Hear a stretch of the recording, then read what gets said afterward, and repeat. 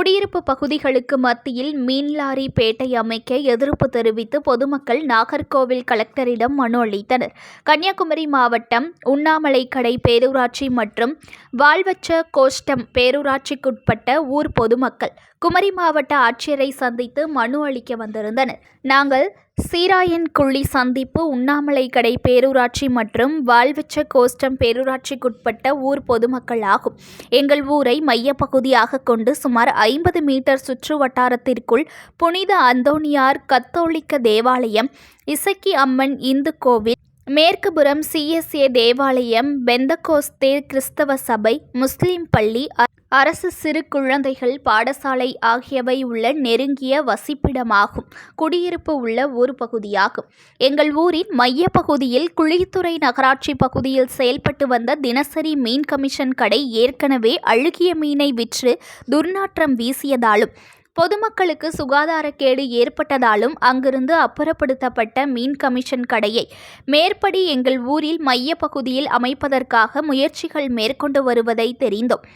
மேற்படி மீன் கமிஷன் கடை எங்கள் ஊரில் மையப்பகுதியில் அமையும் பட்சம் தினசரி அதிகப்படியான மீன் வாகனங்கள் வந்து சென்றும் மீன்களை கழுவி ஏற்றி இறக்குமதி பாயும் தண்ணீரினாலும் துர்நாற்றம் வீசும். இதனால் காற்று மாசு அதிகரித்து ஊர் பகுதியில் காற்று மாசு ஏற்படும். இதனால் ஊரில் உள்ள முதியவர்கள், சிறியவர்கள், குழந்தைகள் ஆகியோருக்கு பலவித நுண்ணுயிர் கிருமிகளால் கொடிய தொற்று நோய் ஏற்படும் அபாயம் உள்ளது.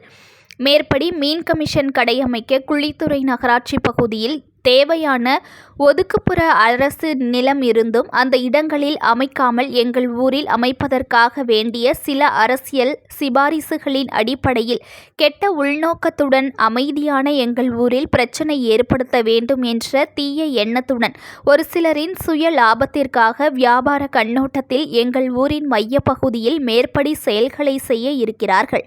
இதனால் எங்கள் ஊர் மக்களும் பொதுமக்களும், பள்ளி மாணவர்கள், பாதசாரிகளுக்கும் தீங்கு விளைவதுடன் போக்குவரத்து நெரிசலும் ஏற்படும். மக்கள் நெருக்கடி கொண்ட ஊரின் மையப்பகுதியில் மீன் கமிஷன் கடை அமைக்க இருப்பது சட்டவிரோதமாகும், தடை செய்யப்பட வேண்டியது ஆகும். ஆகவே மாவட்ட ஆட்சியர் துரித நடவடிக்கை மேற்கொண்டு மேற்படி சம்பவங்களை தடுக்கும் வகையில் நடவடிக்கை மேற்கொண்டு விலை மதிப்பில்லாத மனித உயிர்களுக்கு ஏற்படும் பொது சுகாதார கேட்டிலிருந்து ஊர் மக்களாகிய எங்களை பாதுகாத்திடுமாறு அவர்கள் தெரிவித்தனர்.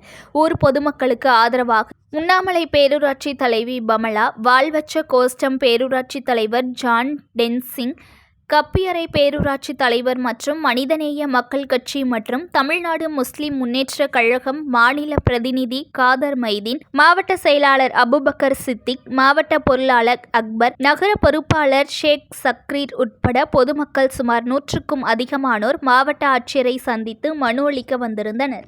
விளவங்கோடு தாலுகாவில் உண்ணாமலைக்கடை பேரூராட்சி, வாழ்வச்ச கோஷ்டம் பேரூராட்சிக்கு இடைப்பட்ட 2 ஊர்கள் மத்தியில், குருவிளைக்காடு, சிராயன்குழி 2 ஊர்களுக்கு மத்தியில் சுமார் 500 குடும்பங்கள் வாழ்கின்ற குடியிருப்பு மத்தியில் இந்த மீன் லாரி பேட்டையானது வருவதற்கு எல்லா விதமான ஏற்பாடுகளும் எமது அமைச்சர்கள் செய்து கொண்டிருக்கின்றார்கள்.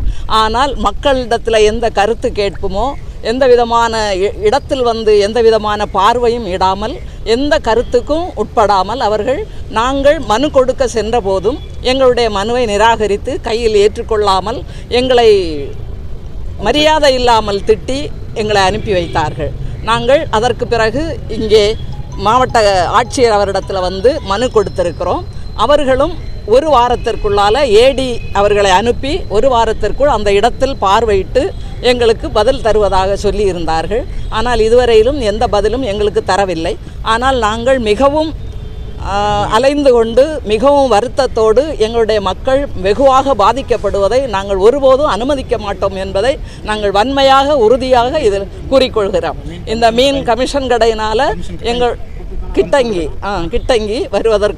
வரும்போது எங்களுடைய சுகாதார சீர்கேடு, எங்களுடைய சுற்றுச்சூழல் பாதுகாப்பு இல்லாமலும், எங்களுடைய நிலத்தடி நீருக்கு ஆபத்தும், எங்களுடைய மக்களுக்கு கொசு தொல்லையினால் பல்வேறு விதமான கொடிய நோய்களும் ஏற்பட காரணமாக இருப்பதனால எக்காரணத்தை கொண்டும் மக்களாகிய நாங்கள் இதற்கு ஒருபோதும் அனுமதிக்க மாட்டோம். வன்மையாக இதனை நாங்கள் கண்டித்து தொடர் போராட்டத்தில் உயிர் உள்ளவரை நாங்கள் உயிரை கொடுத்தாவது இந்த போராட்டத்தில் நாங்கள் இந்த அனுமதியை நாங்கள் வென்றெடுப்போம் என உறுதியாக கூறிக்கொண்டு நன்றி கூறிக்கொள்கிறேன். நியூஸ் ஒன் தமிழை லைக் பண்ணுங்க, கமெண்ட் பண்ணுங்க, ஷேர் பண்ணுங்க, மறக்காம சப்ஸ்கிரைப் பண்ணுங்க.